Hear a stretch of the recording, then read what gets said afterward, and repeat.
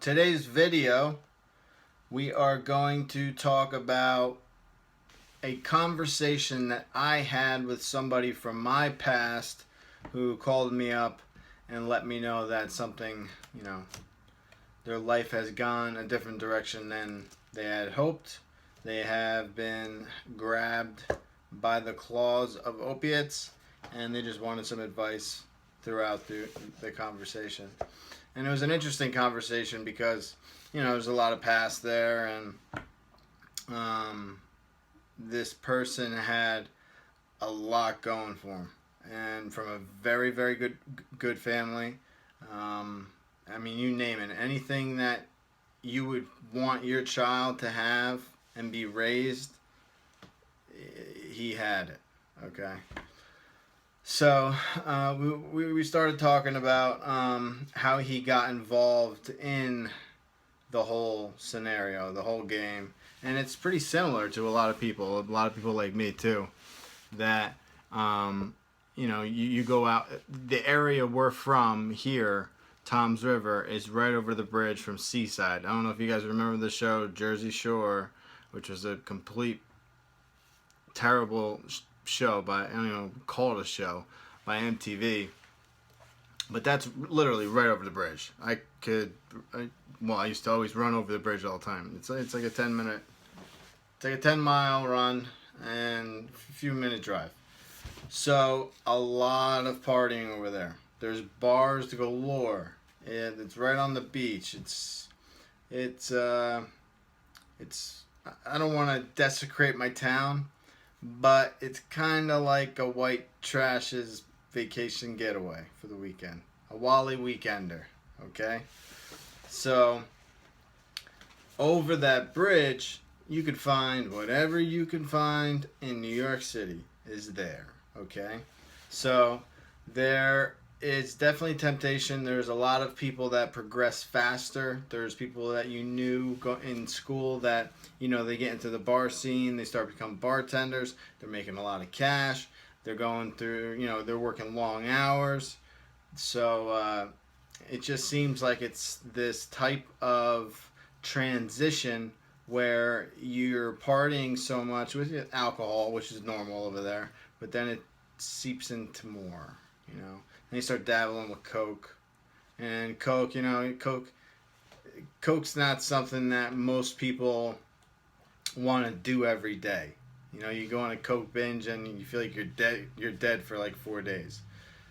But when pills came around, especially in the mid to early 2000s over there, they blew up.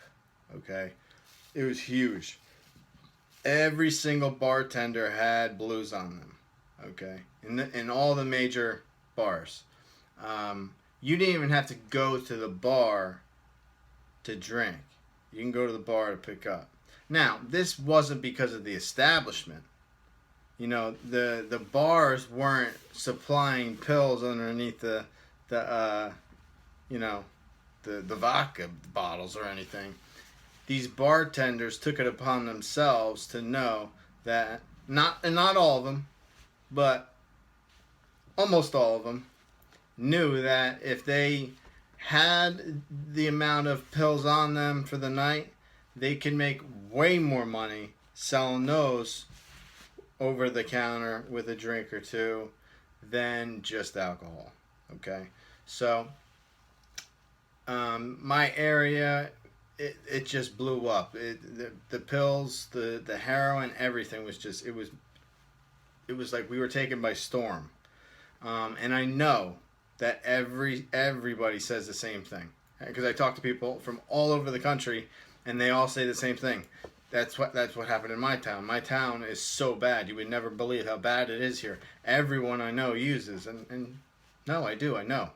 I absolutely understand. There's a good chance that if you have, some very serious business you need to take care of, so you go to your lawyer's office or whatever, he might have just came out of the bathroom from bumping an Oxy 30. Who knows? There's a very good possibility he did. It's in every facet of this world. these drugs have infiltrated, and it's pretty scary. So anyway, back to the story. We were talking, and he has, he's gotten clean quite a few times, and he is successful in his career. His family is strict Italian. Okay? Now, I'm not Italian. I grew up with all Italians and Greeks. And growing up with them, a lot of what goes on, it rubs off on you. You know what I mean? So, he's watched like a hawk. His mother cares for him like he is the last living human being on the planet. Okay? She's terrified. She cries all the time. Every time I come over, she thinks something happened. Okay? Because she knows my whole story too. Oh, and God bless you, the kisses and the whole 9 yards. So since his family knows he's been on a tight rope, he lives at home.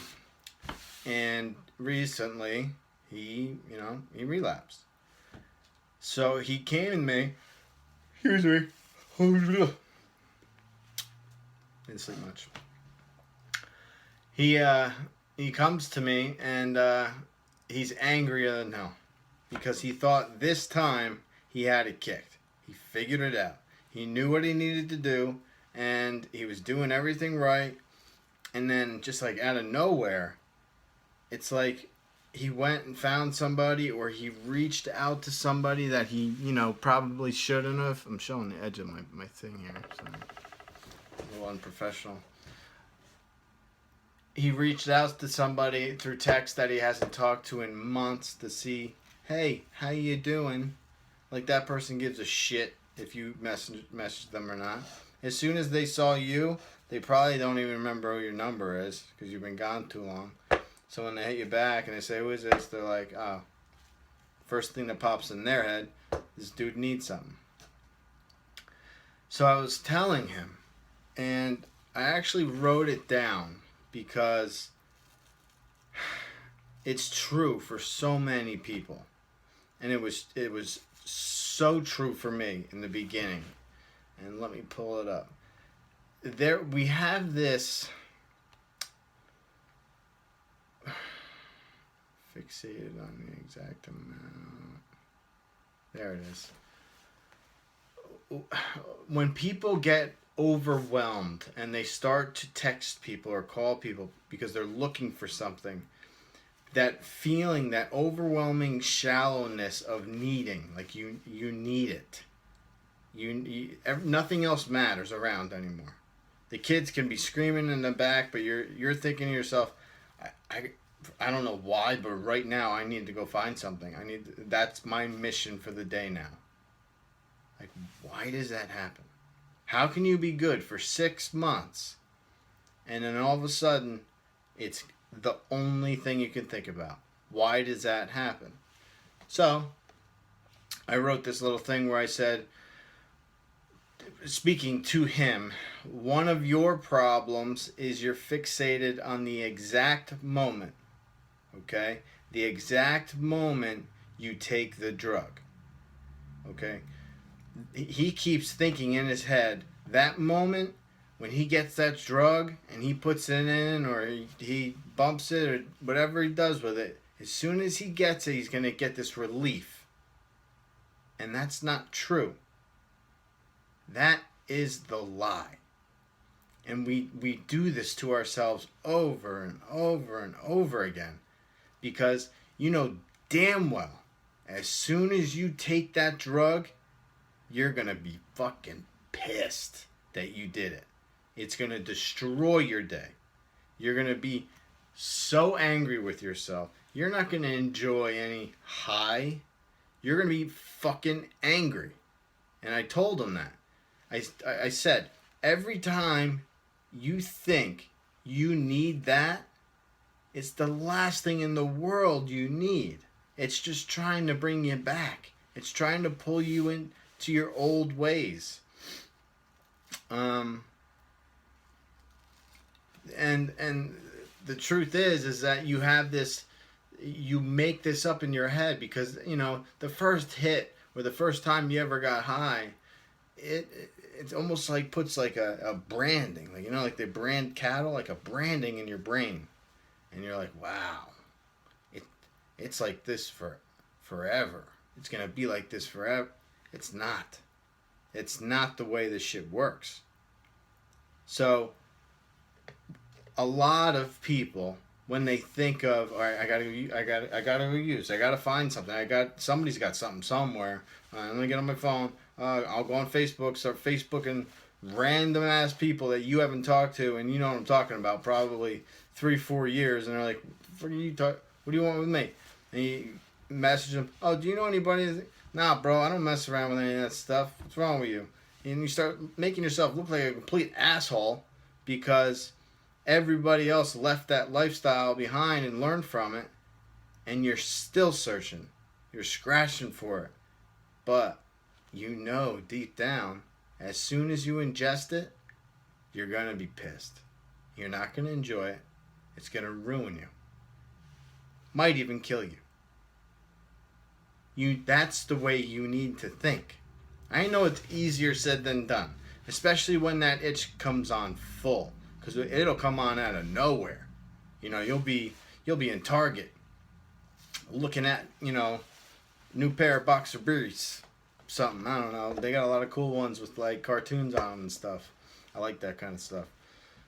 And you could just be standing there, and then out of nowhere, you start thinking of the past, or what you used to do, and then you get on your phone, you start texting people, and it's like you need to stop yourself right there and just calm down and be like, why am I doing this? I have money in my pockets. I have respect from my friends. I have respect from my family. Why am I going to go back out to go pick up a substance that as soon as I take it, I'm going to be angry with myself and I'm not going to enjoy it? I'm torturing myself. Why am I letting myself torture myself? I need to stop doing this. Okay? And that was the basic, the main topic of the whole conversation that we had. It was a rather quick conversation.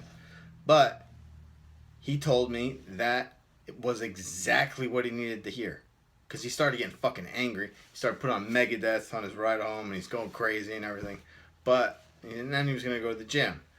But, we lie to ourselves. We think that this stuff's going to make us feel good. But we really know that it's not. That's not what its purpose is. Its purpose is to grab you and strangle every little bit of you away while it makes money and then dispose of you. It's not your friend. Never will be. You'll never get higher than you did that one time back on Uncle Joey's camp barbecue. That shit's gone. You're never gonna get that again. So stop chasing shit. Okay? You need to give it up and realize that the game's over. There is no happiness to taking these drugs. There is no more fun. The fun is gone. Okay? You need to stop. I want to also address something that really actually pissed me off yesterday. Because, and I don't usually talk about stuff like this, the video I posted yesterday, I was in such a good mood. You have no idea. I was singing. I don't even remember what the tune I was singing in the beginning.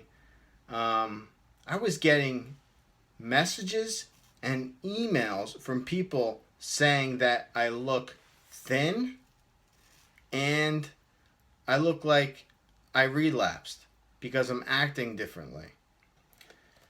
Let me go over just two things real quick. I did just have the flu.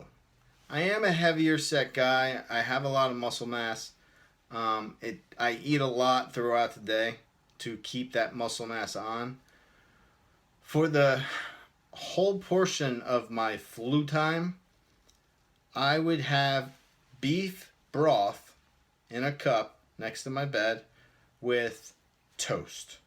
Okay? I went 3 days without eating a fucking thing. I dropped a ton of weight. I looked like shit. I was told on church on Sunday, "Wow, Ryan, what happened? You really look like shit." Verbatim. That's exactly what I love the guy who said it, but I explained to him I was getting over having the flu. But to get it from people who watch me every single day, put my hours into this every day, I give my life to this every day. It bothered me. It really did. Because I feel like you guys want me to be a certain way, and if I'm not that way and it doesn't fit your criteria, then something's going on. He's not doing that. I feel like I have a huge amount of people that are my friends that watch these videos, and then I have a huge amount of people that are just they're just waiting, hoping that something happens to me, or that that day that he relapses is gonna be the best day of my life.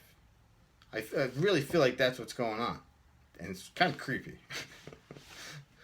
But I'm just being honest with you guys here. It hurt my feelings when I saw some of the messages. I know some of you guys are just looking out for me. I understand it completely, but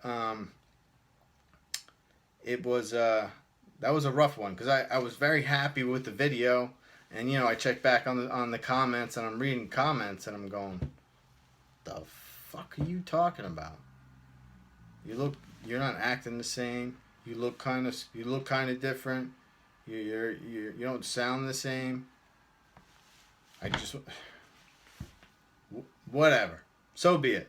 Okay? We can turn the page and we can go to the next day. I'm just letting you know that speak your mind. It's your right to say whatever you want. But some of the stuff, just understand, I'm a human being. I just went to one of the best experiences of my life, speaking to a psychologist for hours, and he freed up so much and taught me so much about me. And maybe, I don't want to throw this out there too much because I talked about it with my wife. I am a little bit older. I do have another business that I'm about to jump into that's really big and it's going to take a lot of time. But maybe someday I'll get a degree in psychology, because what he was capable of doing with talking to me and getting into my head and making me understand why I am the way I was, and why I had my hands hidden certain ways, and why I put my hand in my one side and covered it with my other, just like I used to when I was in the military. I had a holster right here, and he's like, you're uncomfortable with me, and then I want to ask you, did you ever have a hip holster right there on your side just in case something happened? And I was like, that was exactly where I always kept my hand. It was like mind-boggling stuff. I'm like, this guy's reading me like a book. So I'll end it there. All right, pretty long video. Yeah, around 20 minutes. So if you want to write in your story, write into ryan@compsport.com. In the subject line, put YouTube story, my story.